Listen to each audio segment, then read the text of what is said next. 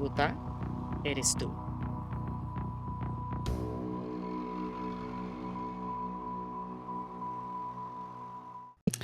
No se diga más, vamos a iniciar. Muchas gracias por estar aquí presentes en esta edición de Bogotá Fashion Week, que ocupa desde Ágora pues un espacio geográfico, pero desde luego creo que lo sentimos irradiar en la ciudad a estas alturas del mes de mayo, ya desde hace 8 o 9 años, un gran recorrido en el que han estado presentes, a veces en cuerpo físico, la mayoría del tiempo, José Forteza, como colega, como gran amigo, también entrañable del Bogotá Fashion Week y sobre todo como asesor, José, de tantas ediciones, de todo lo que vemos en pasarelas, inclusive de lo que ven en el lugar del wholesale.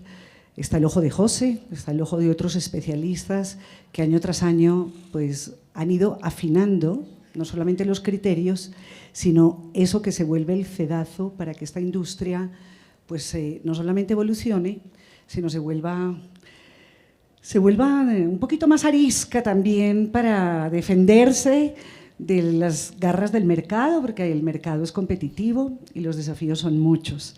Y Pepa Pombo, que aunque esté por fuera, viajera, cosmopolita, pero siempre ella es Bogotá y siempre vas a ser Bogotá Fashion Week, Pepa. Muy buenas tardes a los dos. Buenas tardes, Rocío, y a todos. Gracias por estar y por venir a esto, que ojalá nos vaya bien. Bueno, nada, gracias por invitarnos y ojalá nos vaya mal, que es más divertido. José es el cáustico del grupo, ya lo verán, pero además es el que no se santigua. Por cierto, Pepa, tú eres de las que te santiguas por motivos religiosos, por Depende. tradición. Del susto, sí. Ok, no te vamos a Ahorita preguntar. antes de entrar ya. Ya lo hiciste. Ya. Le dimos el título de México y Colombia enlazados por la moda, porque sin duda lo que nos encontramos ante la trayectoria vasta, relevante, hecha a pulso, tanto de Pepa Pombo como de José Forteza. Pepa Pombo como empresaria, como diseñadora, una pionera sin duda en la moda colombiana, que ha pasado década tras década tomándole de verdad el pulso desde su taller, desde su empresa, pero una mujer que ha dividido su vida por razones familiares, por razones afectivas, entre México DF y Bogotá, indiscutiblemente. De pronto te haces alguna paradita por allá en Panamá, Ecuador, en fin. Claro. Y en otros lados, pero DF, digamos, y Bogotá tienen puente aéreo seguramente para ti, para José también, pero fíjense que con José Forteza, que no solamente es el impulsor de lo que conocemos como Condé Nast Latam, a través de, por supuesto, la publicación estrella que es Vogue Latinoamérica. Aquí nos acompaña además Eva Hughes, que fue también líder de Vogue Latam, a quien le debemos tanto, ¿verdad? Ahora vicepresidente ejecutivo de Instituto Marangoni Miami, Eva.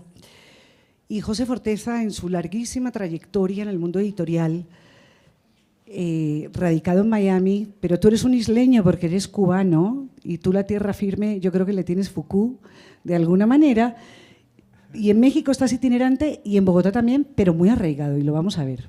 Sí, bueno, cuando me toque, estoy últimamente mucho más en Bogotá que en México, la verdad, y ya les diré por qué. Pero volvamos a lo del isleño, porque a ti lo cubano se te nota en todo, en la preciosura para hablar, en el swing, ¿verdad? en todo, sí. Yo digo, ¿dónde quedó tu vida, por ejemplo, tu paso por Canadá, aquel episodio diplomático en Canadá?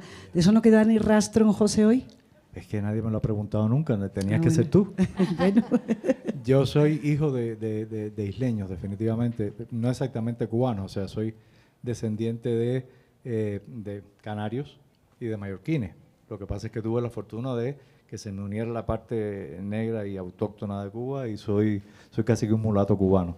Pero por azares de la vida, nunca he dejado de vivir en isla, excepto en ese tiempo que trabajé en la oficina cultural justamente de Cuba, en la embajada de Ottawa, en Canadá.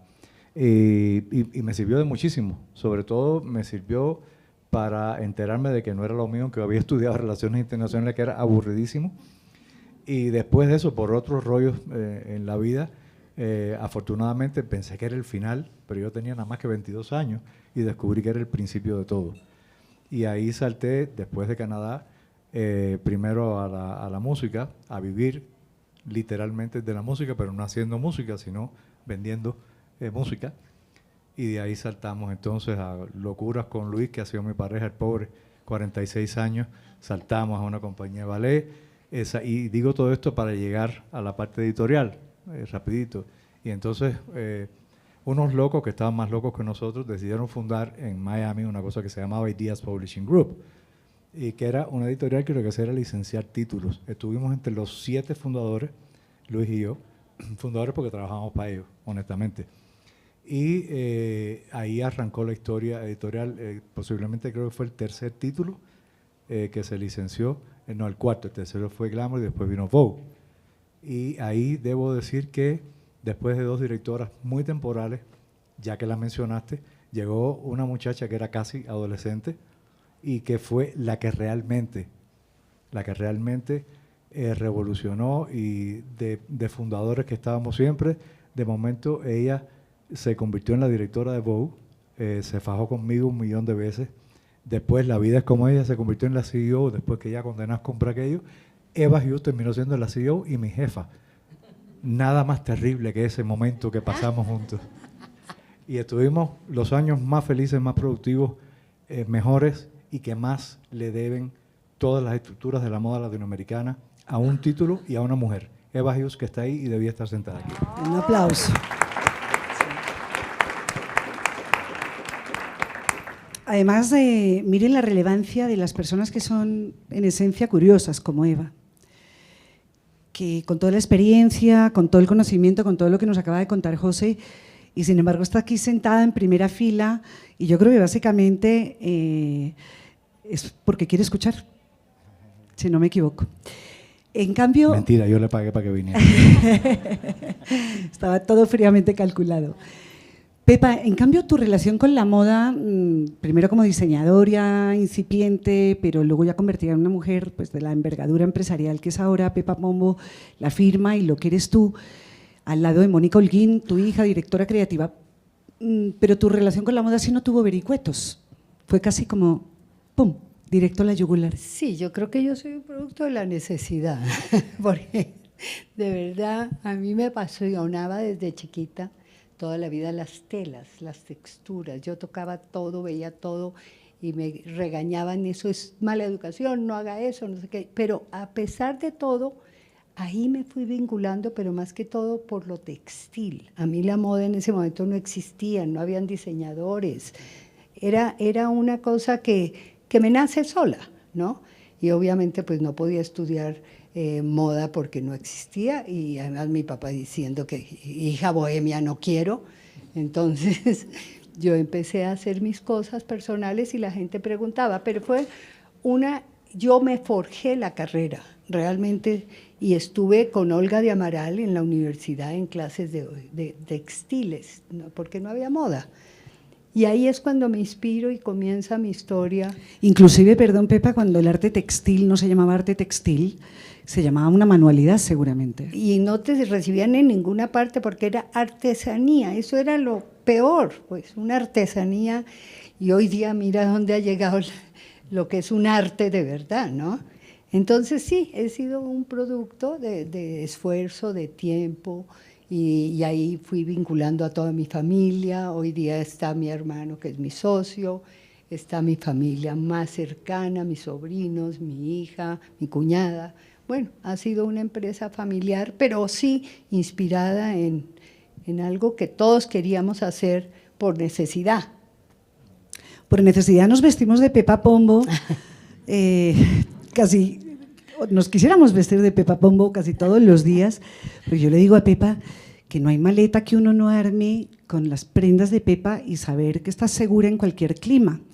Y eso, las empresarias de moda que están aquí presentes, quienes portamos moda, que somos todos los días, sabemos que es un desafío llegar a un clima cualquiera, no importa la temperatura, y saber que estás con la prenda adecuada, y eso lo has logrado, pero lo vamos a ir desgranando. Nos hemos puesto de acuerdo en que en esta conversación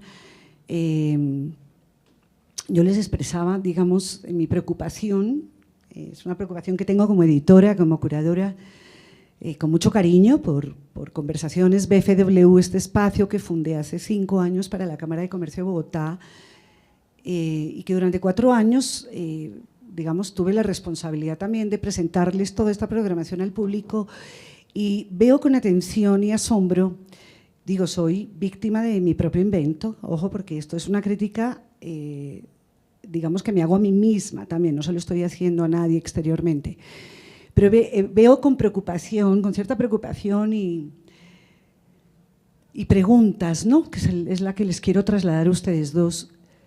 ¿Por qué estas conversaciones públicas, siendo tan importantes, se preocupan más por hacer énfasis en los grandes temas, en una planilla por chulear de los temas pendientes o los temas que están en tendencia, que por supuesto son relevantes, pueden ser más o menos interesantes, más o menos complejos? Y el énfasis en los grandes temas, José, te lo voy a preguntar al editor José, no al asesor de BFW, al editor José, a tu lectura continental, ¿verdad? Tú viajas por varios países, estás presente en muchos escenarios. ¿Qué está pasando? ¿Tú estás de acuerdo, vienes conmigo que este énfasis en los grandes temas rimbombantes hace que las pequeñas historias, como llamamos en el mundo editorial, los franceses lo llaman le petite histoire, lo que hay detrás de otras historias, es donde creo que tenemos que hacer énfasis, o por lo menos nos vamos a permitir ese lujo en esta conversación? Sí, bueno, es interesante la pregunta. En primer lugar, es lógico que los grandes temas que tienen un impacto en términos de volumen gigantesco sea a los que se les dé prioridad, porque es que la gente misma le da prioridad. A mí me resulta simpático los generadores de contenido, los influencers, muchos de ellos, incluso cuando están utilizando su día a día como gancho para atraer atención, lo diluyen en el impacto que tiene en sus propias vidas y en la influencia que ellos puedan o no tener en esos grandes temas globales. Entonces hacemos un gran show. Y eso es lógico, eso es permisible, eso es lo que va en todas las industrias, en todas las industrias. En la medicina están locos por descubrir el cáncer, la cura del SIDA, esto, lo otro, y pasan los años y seguimos hablando de lo mismo. Sigue siendo la grandilocuencia como elemento de atraer atención, pero al final es como en la moda el prêt-à-porter o la producción de lo que es masivamente accesible versus lo que es la alta costura. Las conversaciones intimistas que van a la esencia, que van a la semilla, de donde sale todo, que van más atrás de la semilla a preguntarse qué la generó, es la alta costura del diálogo intelectual, del diálogo de vivencias. Ahora se habla mucho todo el tiempo de crear comunidad. Es una entelequia pensar que se va a crear una gigantesca comunidad. La gente sigue trends y los cambian pasado mañana. La comunidad real es esta pequeña comunidad. Es este grupo que va a tu proyecto, es este grupo que va a entender cuáles fueron los resortes originales de las pequeñas historias que generaron al final eso que vive la mayoría de la gente. Creo que eso es lo que explica, siempre ha existido. No pasa ahora, a mi juicio. Sí, lo que pasa es que ahora todo es masivo por la accesibilidad de las comunicaciones. Todo el mundo se entera, todo el mundo opina y todo el mundo es de alguna manera el rey de su territorio, aunque después descubre que el territorio es tan pequeño, tan pequeño, tan pequeño, que uno tiene una dimensión que nunca había soñado con esa. Entonces sí, somos reyes en nuestro pequeño territorio, el punto es llegar a él y no diluirnos en el gigante. Pepa, reina de tu pequeño territorio. Pues yo realmente me inspiro y creo ciegamente en lo original. Para mí la base de todo ese territorio y hacerte notar es creando, es haciendo tú las cosas que tú crees, que tú opinas, y no informándote de qué viene, no, de repente tú dices, esto es lo que va a venir, y te lo pones y lo haces y lo logras. No siempre, obviamente, estoy hablando que hay millones que no, pero digo, es muy importante tener esa seguridad y saber del tema. José, yo creo que es importante conocer. Eso es lo más importante porque tú puedes decir muchas cosas, pero no sabes la base. A mí cada vez que llega alguien y me dice, oye, Pepa, es que esto es único, no sé qué, le dije, mire, es como si yo fuera a construir una casa sin arquitecto y sin ingeniero, porque lo primero que hago es la materia prima. ¿Cómo se hace una materia prima? ¿Cómo se construye? Ahí empieza todo. Ahí comienza el fondo de lo que va a ser. Entonces, por eso digo yo que el crear es desde cero. Fíjate cómo estás de convencida que estás casada con esta frase de Anaïs Nin, que dice, Sí. si no hubiera creado mi propio mundo, sin duda habría muerto en el de los demás. Exacto. Eso parece, perdóname Pepa, un epitafio. Sí. Tiene Ese la es. contundencia de un epitafio, pero puede ser también el mantra de tu vida. Sí, Una cierto. pequeña historia detrás de esta elección, de esta frase de Anaïs Nin, porque es posible que tú la hayas elegido porque a veces te hayas sentido en el vértigo de sentir zafado tu propio mundo. ¿Has debido pasar también por esas situaciones? Muchas veces. Por ejemplo. Muchas. Yo podría decirte una cosa que para mí fue real. Yo estoy hoy día en México. ¿Por qué? Porque hay cosas que a mí me fascinaron desde chiquita. Nosotros teníamos una casa en Acapulco, pues mis papás. Y íbamos a pasar vacaciones. Imagínate en los 56, 58, eso era… La época del cine de oro, ¿no? Mexicano, donde te además. puedo contar todas las historias de la gente que conocí. De hecho, traigo una demostración de alguien que fue uno de las pasiones mías. De las pasiones. El color, la gente, la comida, todo eso. Yo soy una formación de eso. Cuando yo regreso, yo viví toda mi juventud en Perú, en Lima. Y regreso a Colombia y yo veía que todo el mundo estaba de gris, de negro, de chocolate. Y yo decía, ay, qué triste, ¿qué pasa acá? Y venía yo de otras, que es como tú que vienes de la costa y llegas a verte todo de negro. Bueno, eso es lo que yo siento, que a raíz de eso yo me identifico con un mundo de color, un mundo de creación, un mundo de conseguir cosas que nadie había pensado poder conseguir. Y el momento de vértigo que mencionábamos de pronto tuvo que ver porque mucha gente Claro, juzgada. te controvertió. Total. Claro, todo el O mundo mínimo está loca, claro. qué horror. Pero ¿cómo? Un país con ese color y esas charreras. No, y a mí se me hacía una aventura una tras otra. Entonces creo que yo me formé mucho desde muy chiquita con una personalidad diferente y esto es lo que yo quiero y esto es lo que yo voy a seguir y esto es lo que consigo y así fue. Cuando empecé los colores no existían y yo empezaba, me acuerdo en un desfile 2 señoras elegantísimas y yo saliendo y no se dieron cuenta que yo era, pues yo estaba muy jovencita y detrás y volteé a una y le dice a la otra, ay, ¿quién sabe quién va a comprar esto? Y lo oí yo, y acabando de hacer el desfile, ¿no? Uno de los vértigos, por ejemplo, después de lo que era hacer un desfile en esa época. Vamos a ir al mundo de los colores porque le vamos a dedicar un capítulo en este recorrido conversado. José, en 1950 se publica, bueno, digamos, conocemos la película Eva al desnudo. ¿Sí? Protagonizada por Bette Davis. Si no la han visto no importa, porque para eso están todas las plataformas ahora, véanla. Porque es una película extraordinaria, como digo, la protagoniza Bette Davis, que hace el papel de una actriz muy consagrada que ve arrebatada su figura, su espacio, y no voy a hacer spoiler. Lo que quiero contar es una anécdota. La directora de vestuario de esa película era la famosa Edith Head, que fue la directora de vestuario más premiada en toda la historia hasta la fecha en la Academia de Hollywood. La que más Oscar se ha ganado en dirección de vestuario sigue siendo invicta, Edith Head. Está basada esta película en un cuento de la autora norteamericana Mary Orr en 1946, que por cierto, José, se publicó en la revista Cosmopolitan. Absolutamente.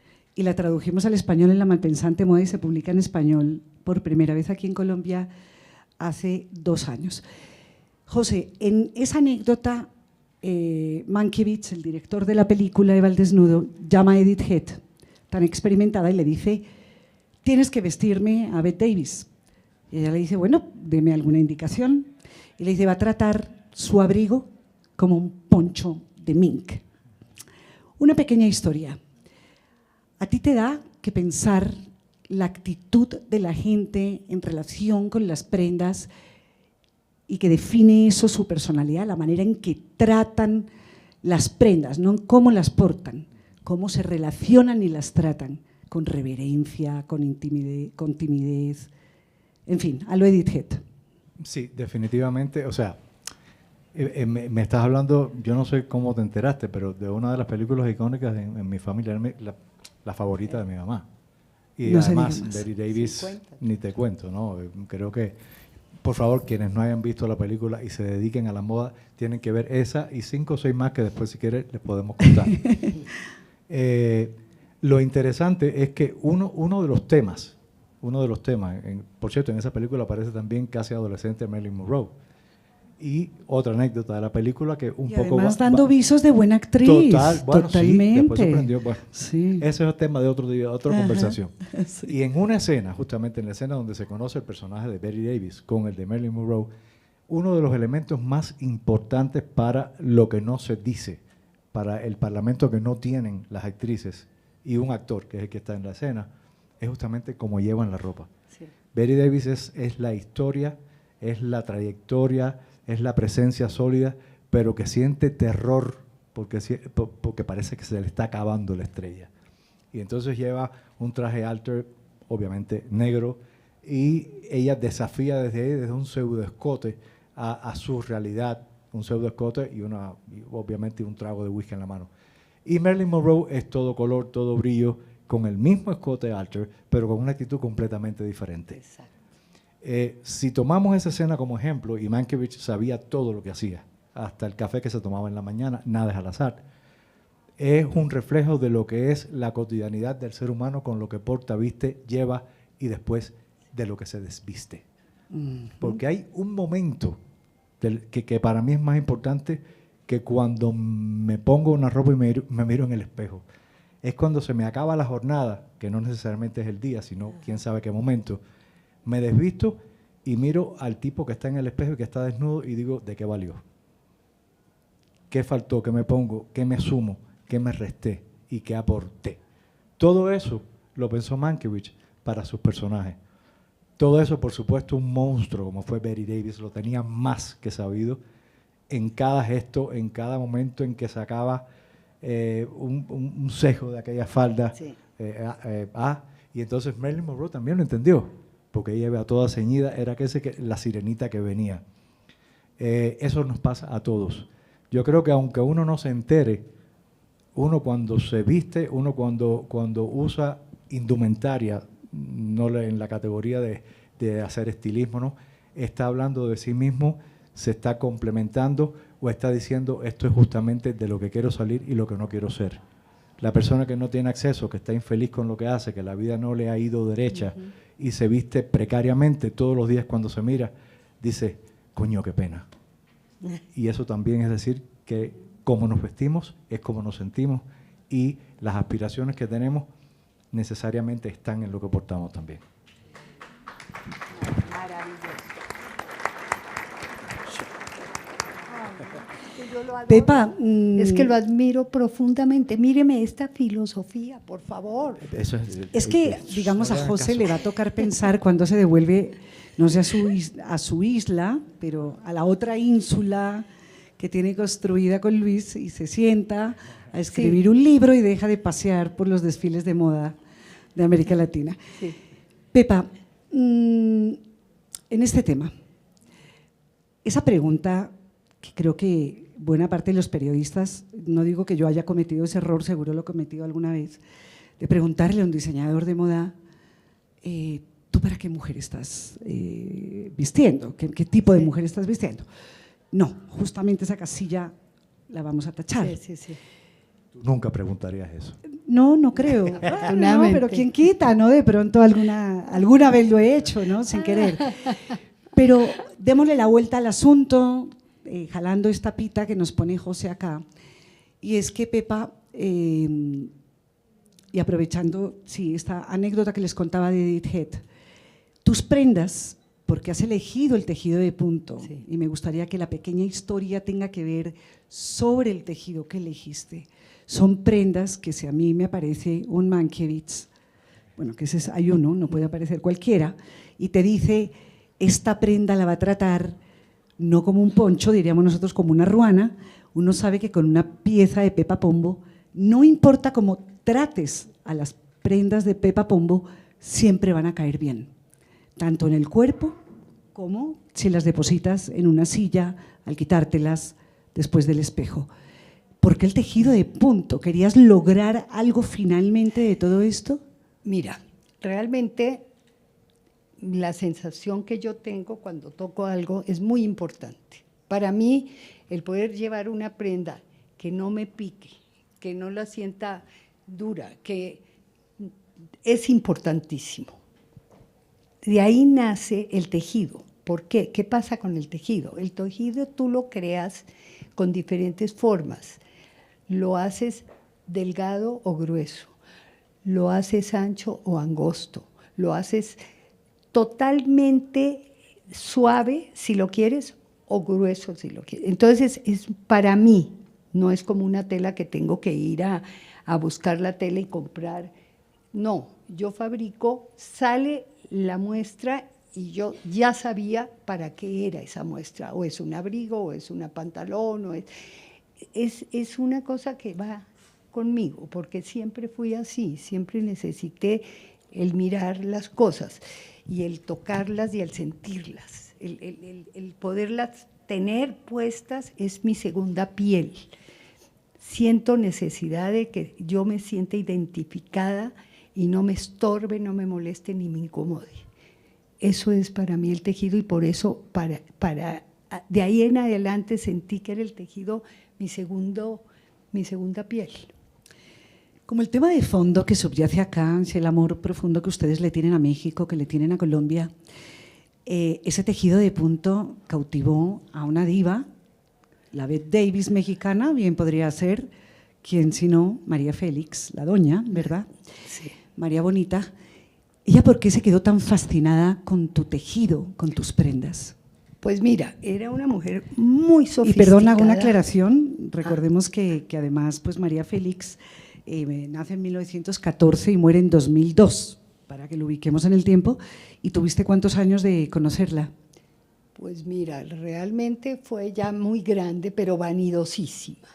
Era la mujer más vanidosa. Yo me subí de casualidad en el mismo avión que iba a París de la doña. Ella iba en primera y yo iba atrásito, obviamente, después de la cortina, pero no corrieron la cortina. Y las 12 horas, te lo puedo asegurar, con el espejo de mano así, peinándose. Me despertaba, dormía yo y ella seguía peinándose. Yo decía, qué barbaridad.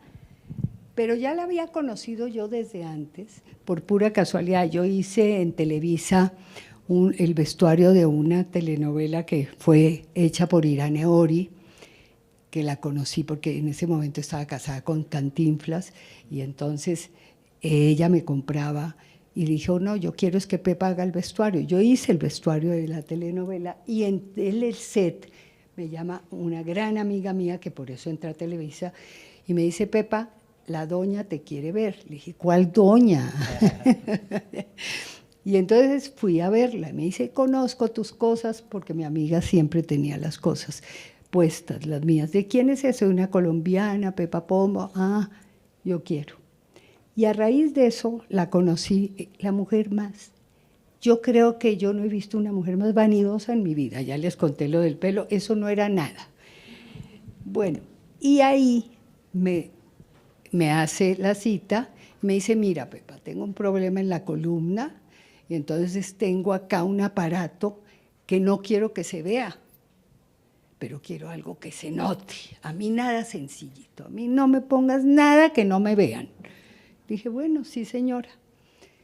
Y voy y le hago un diseño. Llego a Bogotá, le hago un diseño. Bueno, ese diseño en todos los colores. Cuando yo llegué, me dice, ¿lo tienes blanco? Sí. ¿Lo tienes rojo? Sí. Yo no tenía nada, se lo había hecho a ella, yo a todos. Sí, ahí está la empresaria. Pues imagino, ahí está la parte de la necesidad, te digo. Y de la empresaria, de la empresaria. Sí. Y entonces, sí, un aplauso porque… No, es que esto es real porque es muy emocionante cuando tú ves esta clase de gente que se fija. Ella vivía en París, imagínate todo lo que tenía.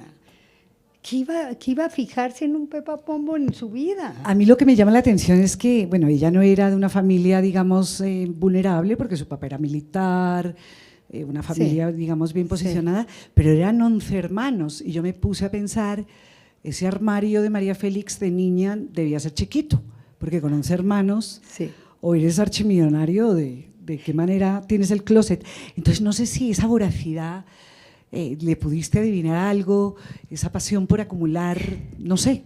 No, yo creo que ella lo que quería era, en ese momento, algo diferente, y para eso me pinto sola. Ahí sí que fui la más diferente, en vez de las dos señoras que dijeron, ay, ¿quién se va a poner esto? Ella todo se lo puso, todo, y se ponía todo, y hoy día, les doy el dato, si van a México, hoy en Palacio de Hierro está todo el vestuario de la doña exponiéndolo. Obviamente lo mío no acabó en México porque ella se los ponía, era en París. Lo que hacíamos era que se lo llevaba todo por el frío más que todo. Pero esa pieza extraordinaria la tienes exhibida en tu boutique de Bogotá. No, la tengo acá, la traje para que la vieras, porque además es la original.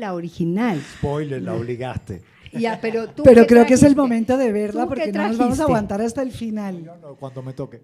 No, ya te toca los dos. Tengo que hacer no, todo cuando un le cuento. toque, cuando le toque. Que no tiene nada que ver con María Félix, aunque acabo de descubrir que sí.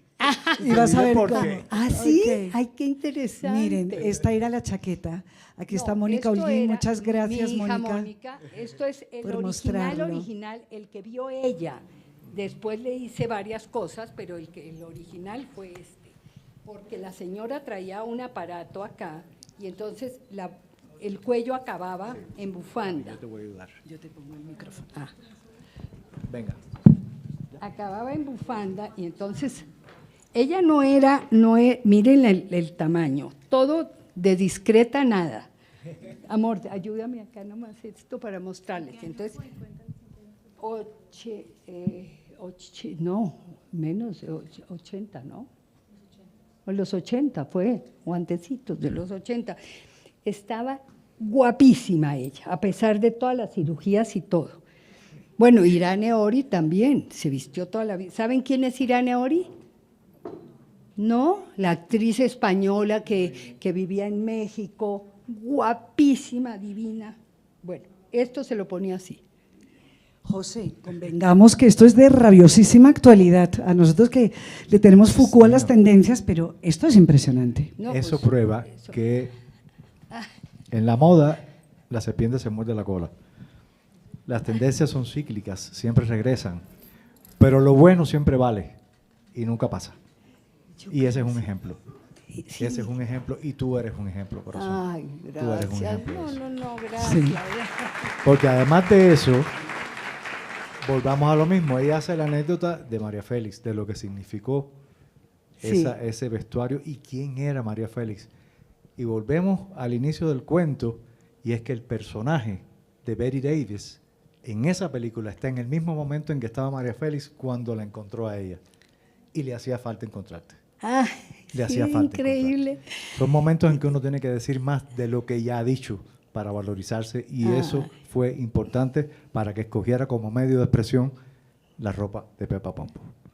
Y además estaba Ramón Valdiosera en esa época, ¿no, Pepa? Porque el gran diseñador mexicano que vistió a Dolores del Río y que la introdujo en Hollywood, en Nueva York, y que revolucionó, ustedes hemos escuchado todos en el mundo de la moda hablar del rosa mexicano, ¿sí? O del rosa fucsia, o del rosa Schiaparelli, o del rosa, digamos, en la India también se utiliza en la comunidad Sikh, ese color rosa tan particular. Es una mezcla de mundos en esta época de oro que decimos del cine mexicano, donde está toda esta paleta que estás describiendo, Pepa, pero luego lo que sí que revela mucho de lo que estás contando es de que tu enunciación y tu vínculo con México ha pasado por los sentidos. Profundamente, a través seguramente de lo que has comido, de lo que comes, de lo que ves, de la naturaleza, de absolutamente todo. José, Annie Leibovitz, la fotógrafa, cuenta en su autobiografía que ella cuando era chiquita, muy preadolescente, tenía una vida muy nómada porque el papá cambiaba continuamente de trabajo y recorrieron mucho Estados Unidos, un poco en plan destartalado, digamos, en un carro grandote y se iban como medio instalando. Le regalaron una cámara de fotos y ella empezó a capturar a través de la ventana del carro abierta fotos. Ahí se inicia ella con la fotografía. ¿Cómo retienes tú tu memoria en relación, no con cualquier cosa, sino con este vínculo con México, con Colombia? Y apelo a la fotografía como arte, porque tú tienes una faceta como artista, eres músico, de hecho dirigiste y formaste parte de los festivales de jazz relevantes entre ellos, y para quien no crea en el amor de José por Bogotá, no es porque venga al edificio Ágora, segundo piso, y que haga todo el trabajo que hace con BFW. José dirigió el Festival de Jazz para el Teatro Libre en Bogotá. ¿Sí? A lo Annie Leibovitz, ¿qué captura tu mente de manera fotográfica? Utilicemos como esa analogía de México, de Colombia, si tuvieras que contarnos en fotogramas el vínculo. México empezó antes, ¿no? México empezó la historia esta visual que me estás haciendo compilar ahora. Porque siendo niño yo vivía en un país de carencias con apariencia de bondades. Pero yo tenía una ventana a la realidad del mundo porque tenía 2 tías mexicanas. Entonces, la tía Tinita y la tía Berta eran justamente las 2 hojas de esa ventana francesa para poder mirar al mundo real cuando yo tenía 7, 8 años, 9 años.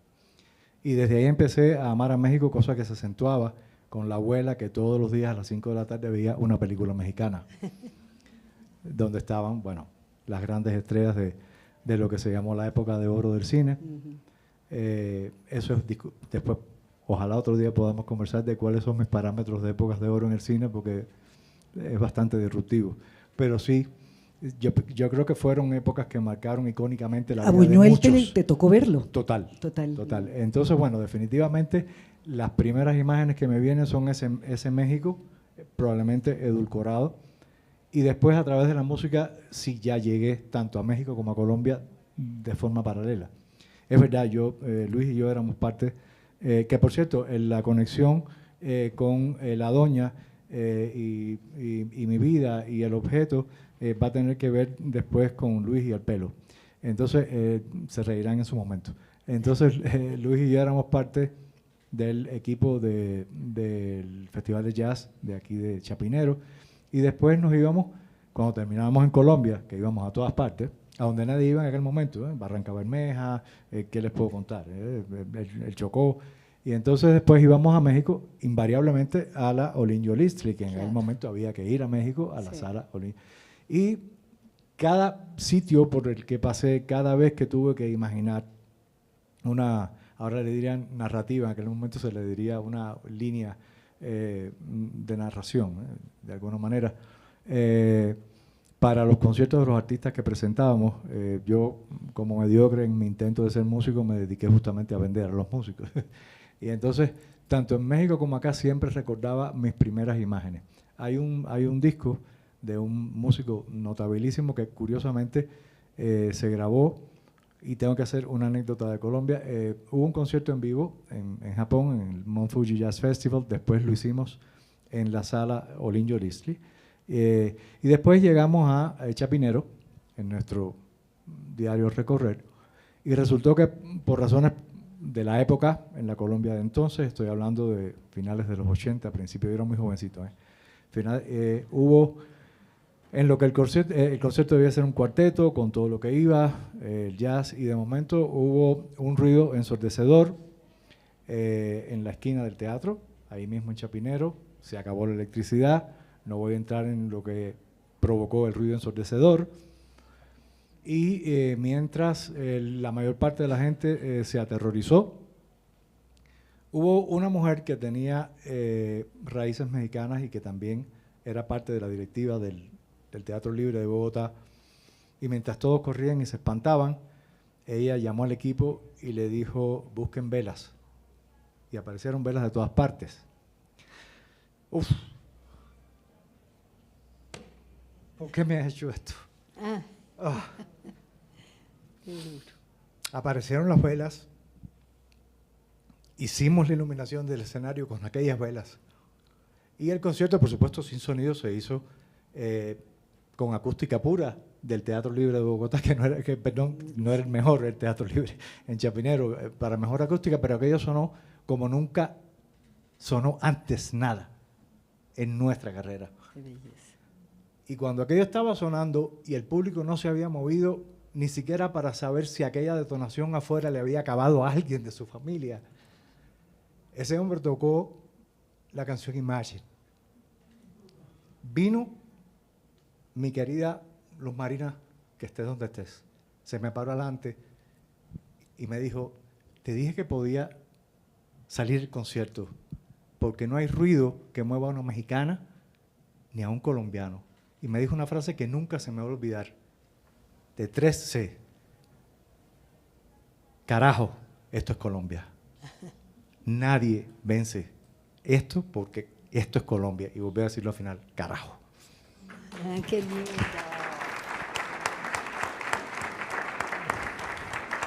Te cuento que, y perdonen la emoción, no puedo evitarlo, porque cada vez que me desnudo ante el tipo que está en el espejo, me acuerdo de eso.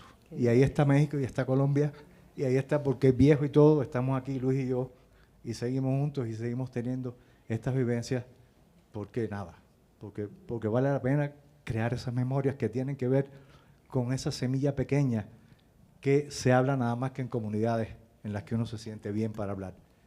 Y Ese sabes es el qué, andamiaje, ¿no? El andamiaje propio, exacto, José. Al diablo lo que tenga más dimensión. Este momento no lo paga nada. Sí.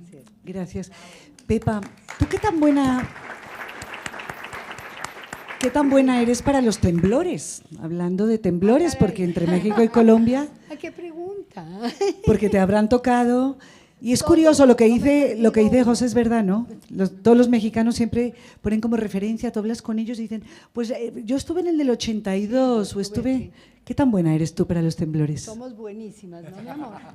Hemos vivido todos. No me he perdido ni uno.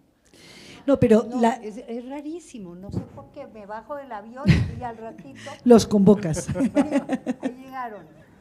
Llévatela de aquí. Sí, estamos en riesgo. No, pero lo mejor es que el primer avión… El micrófono. El primer avión que llegó era de Colombia a salvar en el 85. Mónica, y bueno, se quedó en casa de una amiga, afortunadamente. Yo acababa de hacer en el country de Guadalajara un desfile, la cosa más divina de desfile. ¿Sabes por qué digo divino? Porque vendí todo. Y La empresaria. Y por cierto, Mónica no había nacido. Sí, caray. Bueno, sobrevolé la ciudad cayéndose, porque yo venía en avión, el único vuelo, y llego, y a los 3 días llega el primer vuelo de Bogotá. Y resulta que en ese vuelo venía Víctor G. Ricardo. Alto comisionado para la paz. Para después. la paz después. Y llega y le dice a la gente que iba en el avión, o de los que los reciben, dice: mire, yo necesito saber de una muy amiga mía, ¿cómo estará? Tiene sus hijos acá, vengo con toda la familia angustiada, todo el mundo. Y eso no sabía nada de nada. ¿Cómo se llama su amiga? Pepa Pombo. Ah, no, esa no existe. Nadie creía que alguien se podía llamar Pepa Pombo. Entonces, obviamente, nadie le dijo que yo estaba bien y que no me pasó nada, porque dijo, este señor se le inventó. Y él lo cuenta y dice, no, cuando pregunté por usted, nadie dijo nada, todo el mundo se rió, como dice, este loco, ¿quién será? Ese fue el de 85, pero no me perdí ni uno. Después sigo y sigue, pero afortunadamente ese fue el peor de todos. Pero, ligado a lo de los temblores, pero retomando todo este tema del escenario artístico, así rápidamente, Pepa, fíjate, yo de la suerte que tengo de haber conocido tu trabajo, tu taller, que siempre ha sido tan generosa, ¿no? De abrir las puertas, pero muy celosa, porque al segundo piso y al taller, nada de entrar. Eso de ver la máquina, de ver no sé qué, Pepa, pero siempre te he leído desde la parte de color y de la colorimetría que hablábamos y todas las composiciones, no sé, por hacer un juego un poco con el arte plástico, un poco como el estilo que llamamos inspirado en Edward Hopper o el estilo hopperiano, ¿sí? Que es multicolor, pero que es nítido, que hay un ensamblaje de colores muy a propósito, superpuestos, nada es desvaído, ¿cierto? ¿Tú en qué escenario artístico te sientes cómoda, tú, Pepa, de pronto consumidora también de arte, de cultura, y si alguna vez esas referencias que te han gustado, no sé si es en la pintura o en la música o tal, han hecho eco en tu trabajo? Muchísimo. Yo inicié pintando. Yo era realmente pintora y tenía mi galería de arte propia a los 17 años. Ya tenía galería de arte y pintaba. Y entonces, y vendía. Y entonces, cada vez que llegaba alguien me dice, Pepa, ¿qué vale ese cuadro? Uno así, 2.800. Y ese, el grande, 2.800. Oiga, pero este gigante, 2.800. ¿Y por qué todos? Porque con uno que venda pago el arriendo. La empresaria. Entonces logré. Esto es lección 1, 2, 3. Estamos haciendo un máster, ¿no? Estamos anotando todos. Pero en el arte, yo me inspiro en el arte. Acá hay un gran galerista venezolano que tenemos en común un personaje venezolano que a mí me fascina. Esa colección me inspiré en Sidman. Fue para mí lo más importante. Entonces, si me preguntas de dónde lo saco de todas partes, la verdad, ¿no? Aunque puedo contar algo chistoso, chiquito, poquito. Llego a la casa y veo yo un pasaje que dice Lima, Perú, desfile. Ay, se me olvidó, ¿qué hago? No, ahora sí me tocó irme, ¿qué hago? Bueno, al otro día agarro Lima, llego a las 5 de la mañana, se llamaba el programa Buenos Días, Perú, la entrevista, y entonces yo estaba preocupadísima porque salía un letrerito de esos que se corrían rojos, y digo, ay, Dios mío, hoy es 10. Señora Pombo, ¿en qué se inspira? Y yo, leyendo el letrero, en el agua, la luz, el teléfono, la renta, el colegio de los niños. Y la empresaria, por eso te lo digo. Entonces, y es real, ¿en qué te inspiras tú, por favor? Te inspiras en que tienes una gente que tienes que cumplir, que tienes que sacar adelante, que tienes que hacer un gran equipo. No, bueno, porque es que la vida es prosaica, ¿no? Antes que nada. Eso lo tenemos todos claro. Bueno, he traído este pequeño librito de Octavio Paz, pensando en los dos, sí. En su vínculo México-Colombia, pero además porque el título le hace un guiño a Pepa, le hace un guiño a José. Se llama El tiempo que nos hizo nos deshace. Creo que tiene que ver con la memoria, que es lo que estamos recuperando a través de las pequeñas historias. Ajá. Creo que tiene que ver con el tejido de punto. Sí, tejer. Porque ríete que se te salga una hebra, Pepa, en ese taller que no dejas ver. Y les tengo este poema. A ver. El primer embate para José y le pasa, como en los toreros, le pasa luego a Pepa la palabra. De hecho, se titula Las palabras. Y yo porque he imaginado a José muchas horas, ¿no? Delante del computador o delante de cuadernos delante de manuscritos, corrigiendo, editando textos de los demás, metiéndole mano, orientando historias. Es un oficio farragoso el editorial, es un oficio invisible, silencioso, pero el nervio al final, y para relatar la moda hay que ejercerlo, estriba en una materia prima que son las palabras, así como el tejido de punto es materia prima para Pepa.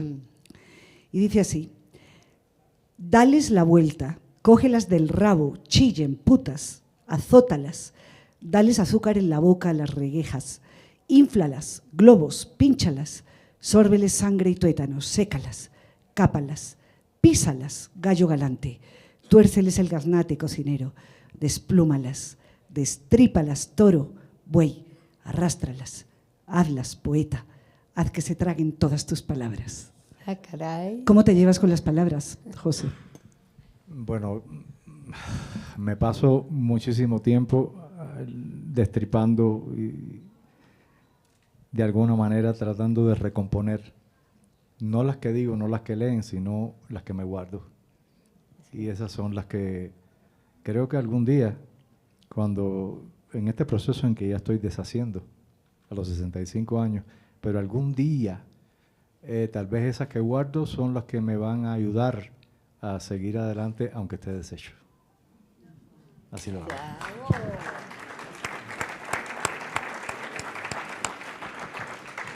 Y yo echando chistes. Gracias a ti. José, perdón, Pepa, que además, por cierto, ¿no? El mejor chiste de todos es muy intuitivo. José, Josefa, les presento. Ah, sí. De José a Josefa. Están entre tocayos. Tú deberías ser un… Bueno, mira, un Pepe Forteza también tiene nombre de personaje. Pero sonaría bien Pepe Pombo. Ah, sí, mi hermano. Pepa, retomando ese título, ¿no? Tú que eres abuela, Sí. que eres mamá, que ya puedes ver las cosas tan en perspectiva, que te ocuparás seguramente de qué comen tus nietos, pero no con la angustia de la mamá, sino con la manera en que atesora la abuela que descubran. El tiempo que nos hizo nos deshace. ¿Cómo le explicarías esa frasecita a un nieto tuyo? Ay, Dios mío, yo creo que sí es difícil explicar algo. Yo siempre he dicho hechos y no palabras. Eso es lo más importante. Yo creo que la acción es lo que ellos hoy día se fijan. Y entonces ya el hecho de uno ya desenredar, porque ya enredaste, desenredar esto, ven una abuela hoy día con una tranquilidad, porque a mí lo único que me importa es estar con ellos. A mí mis hijos sí me importan, pero ya no tanto.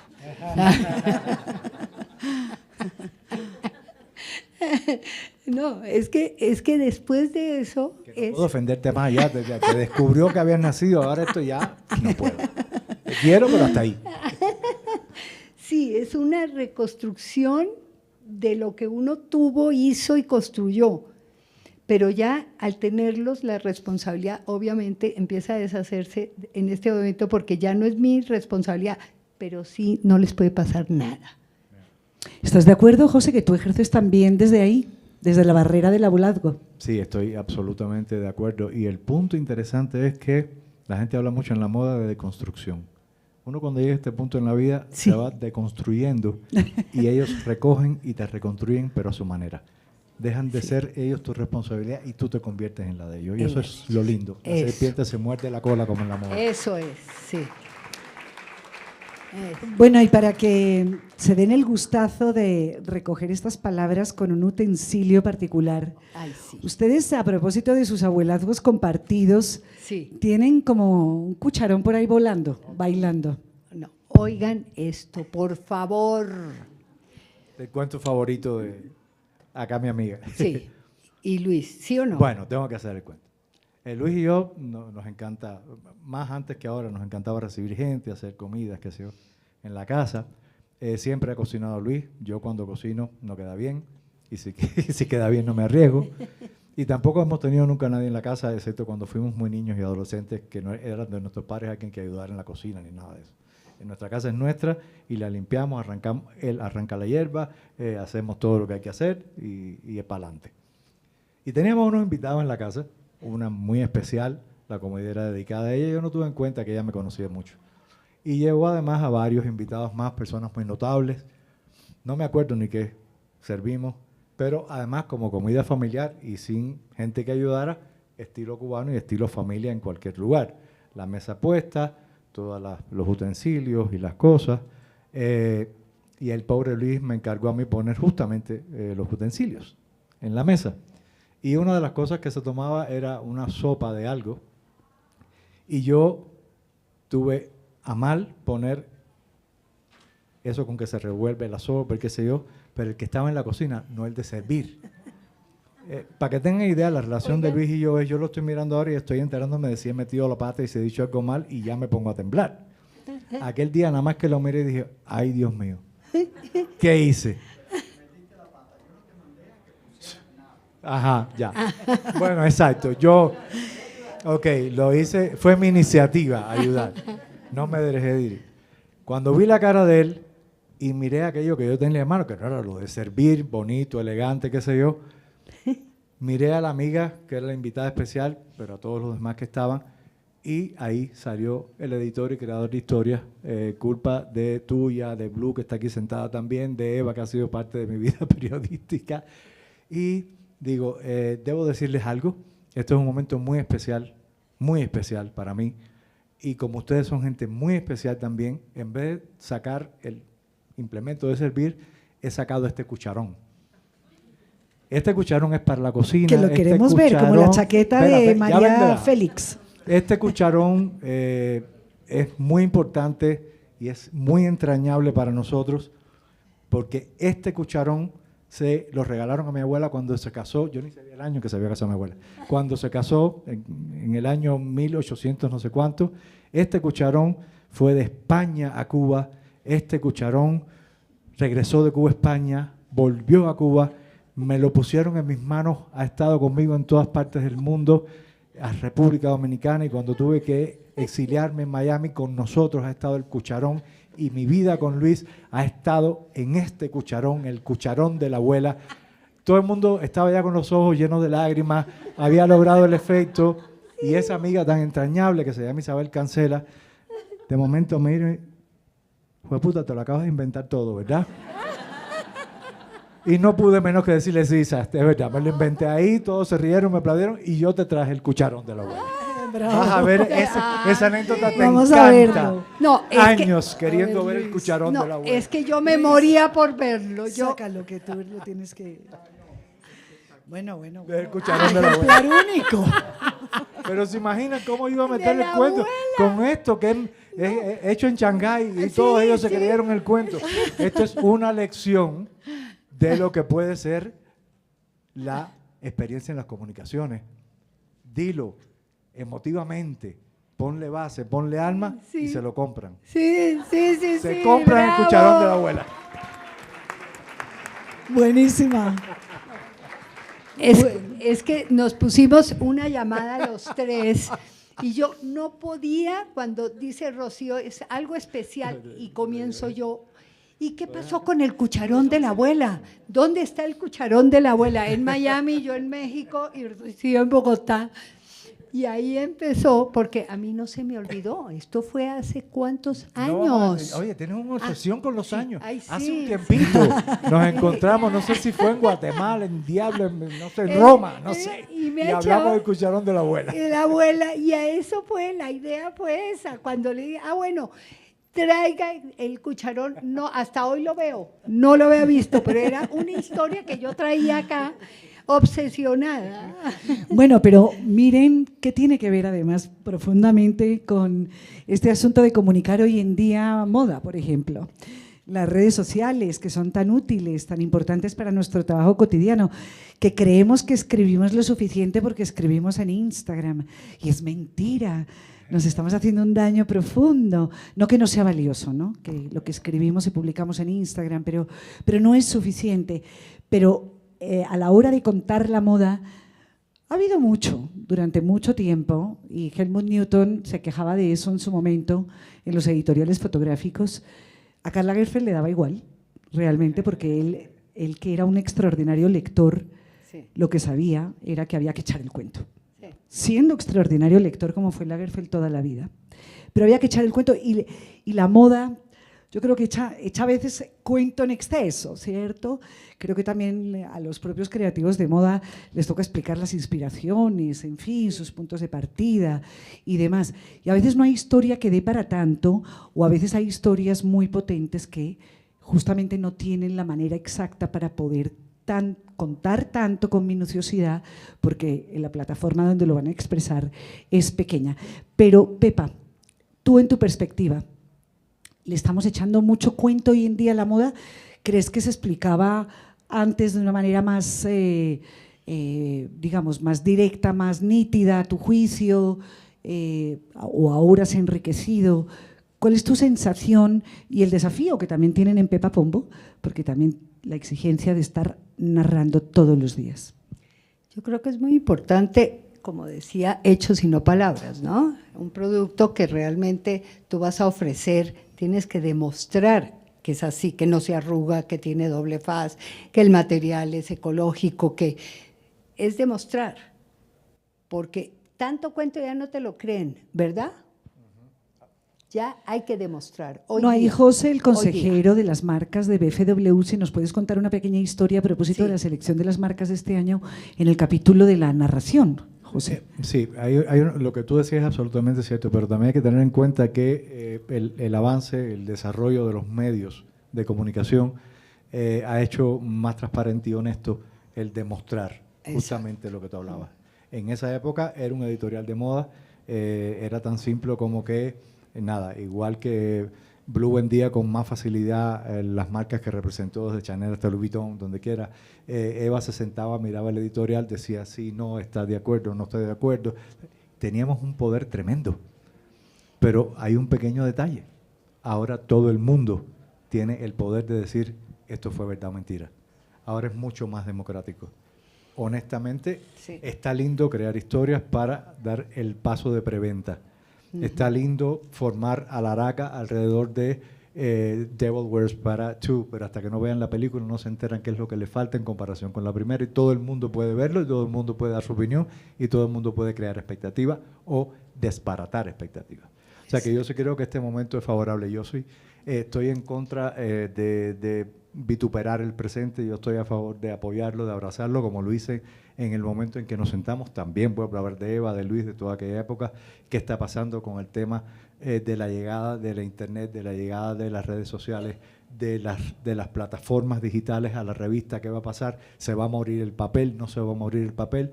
Me acuerdo que mi razonamiento era, y sigue siendo hoy, cuando llegó la televisión, dijeron que se moría el cine. No se murió.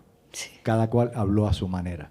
Cuando llegó el universo digital, no se murió el papel, cada cual habla a su manera. Y las redes sociales y todo el universo que han impulsado, y toda la posibilidad de opinar que tiene la gente hoy, con razón, sin razón, con más o menos sentimientos fetichistas, al final es positivo. Porque por primera vez no somos medios de difusión, somos realmente medios de comunicación. Hay opiniones en las dos vías. Y eso vale más que muchísimas cosas. Y que las plataformas, de todas formas, no están totalmente inventadas. No me refiero a los dispositivos electrónicos y las plataformas ahora conocidas, sino que yo creo que también desde el oficio editorial, para quienes tengan la vocación de narrar, pero también para las marcas, para todos los eslabones del sistema de valor, digamos, de la cadena de valor en la moda, la reflexión va para todo el mundo. Tienen la posibilidad de narrar sus propias historias, las marcas, o los que investigan, los que se especializan en poner una mirada editorial y demás, pero las formas de narrar todavía no están todas inventadas. Entonces yo creo que eso también hay que tenerlo claro. Voy a cerrar con, digamos, pidiéndoles su opinión. Casi que yo les voy a pedir a ustedes un consejo. Vean, yo esta mañana, digamos, tipo 10 de la mañana, no estaba vestida así, yo estaba vestida con una toga y una estola, que la verdad era la primera vez en mi vida que me la ponía. Estaba en la Universidad del Rosario, en el claustro. El decano de la Facultad de Creación me había pedido que fuera la oradora en la graduación de los estudiantes de arquitectura, de diseño y de teatro musical. Y bien, yo llevaba mi escrito, hice mis palabras, pero al final les quiero contar que una cosa había sido escribirlo, ¿verdad?, y pensar en ellos, y otra cosa es ver todas estas caras expectantes de estos jóvenes estudiantes, donde una de las estudiantes de arquitectura y otra se manifiestan previamente a mis palabras y dicen, porque nosotros debemos ser los líderes de la industria creativa de mañana, ¿sí?, en un texto bonito que habían construido. Y yo me di cuenta que a uno no le están pidiendo consejo, pero que ante esas caras expectantes, bueno, yo les entregué lo que había preparado, pero al final me di cuenta que lo que más quería decirles, aparte de lo que les había dicho, era que tuvieran realmente una agenda y un lápiz o un bolígrafo, una pluma, siempre a mano, porque realmente conectar el cerebro, ¿verdad?, con la mano, nos lo están advirtiendo de todas las maneras, por todos lados, científicos, neurólogos, especialistas de todo tipo. Bien, agenda y lápiz, a mí. ¿Ustedes qué recomendarían? Si tuvieran ese auditorio, que además aquí pues seguramente hay esas caritas también de las generaciones que vienen expectantes, pero ¿qué utensilio, qué artefacto, qué? ¿Qué les dirían? Lo hice. Okay. Papel y lápiz. Obviamente no he dicho nada de lo que puse, pero sí. ¡Qué maravilla! Bueno, pero mira que tus pensamientos pasaron por ahí. Léenos a propósito algo que hayas escrito en ese papelito. No, ni me entiendo. Ok. Lo venía. No, puse como puntos suspensivos y que José hable de cultura, yo no. Todo es que José Ah, era un papelito de Pepa Pombo para Pepa Pombo. No, que poner a José en lo difícil. Ah, bueno, qué maravilla, Pepa. Pero hablando puntualmente de esto que les estaba contando, Sí, es cierto. ¿qué les dirías a los jóvenes? No, yo sí siento que es importante tener una conexión. Más que todo, ¿sabes qué? Sentirse privadamente con uno mismo.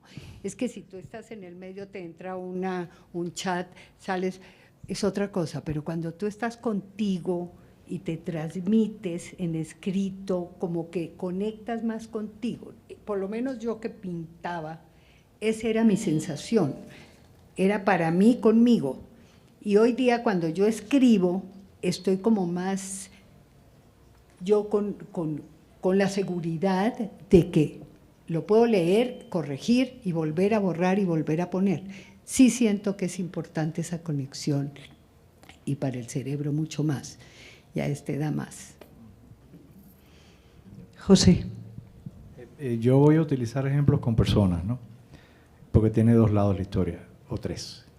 El primero, cronológicamente, cuando estén muy jóvenes, escuchen, sean esponjas, no asuman absolutamente nada, pónganlo en práctica.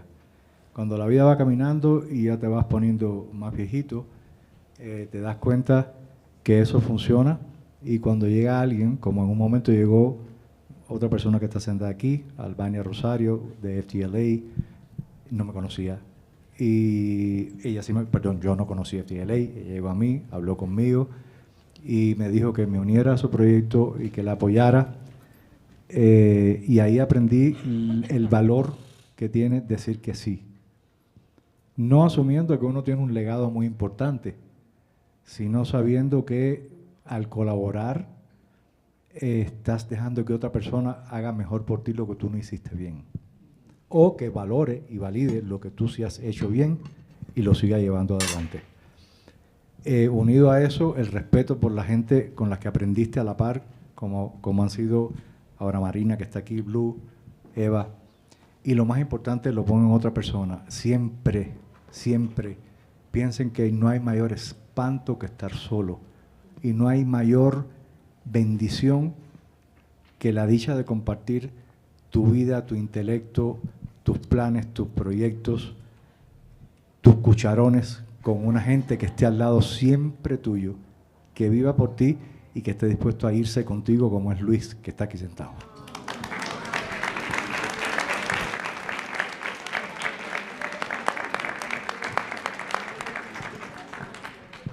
Bueno, y una última pregunta para cerrar. Habíamos tocado el tema del color. Hay un estudio precioso editorial sobre Bogotá que se llama Bogotono Recargado, de un editor que se llama José Plata, y las fotografías son de Victoria Holguín, extraordinaria fotógrafa, y retratan la ciudad a través de su paleta de color, que como saben es muy diversa. De aquí he rescatado un color que Pepa detesta o tiene problemas con él, y que en cambio es uno de los favoritos, si no el favorito de José, que es el verde. Pues miren, en Bogotano Recargado, recargado, y esto les sonará a todos los que son de Bogotá, rescatan el verde alimentador de los buses, el verde tarjeta tu llave, la pañoleta verde feminista, el verde floxetina, el verde marihuana, el verde pino, el verde cilantro, el verde pasto, el verde huasca, el verde aguacate y el verde polisombra. ¿A ti qué te pasa con el verde, Pepa? Es que cuando… ¿Se oye? Sí. Vuelvo a repetir las historias porque a mí me afectaba muchísimo que me quitaron… Aló. El verde, mi mamá me decía, mijita, no te puedes poner verde, tú eres verde, ¿no te ves?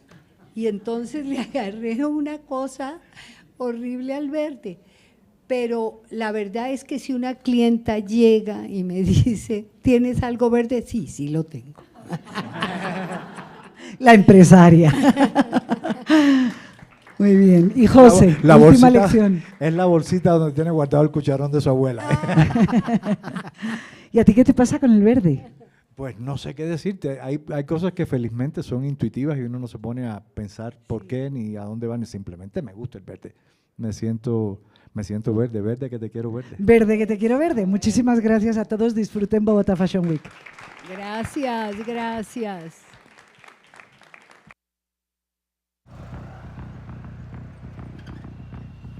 Bogotá, eres tú.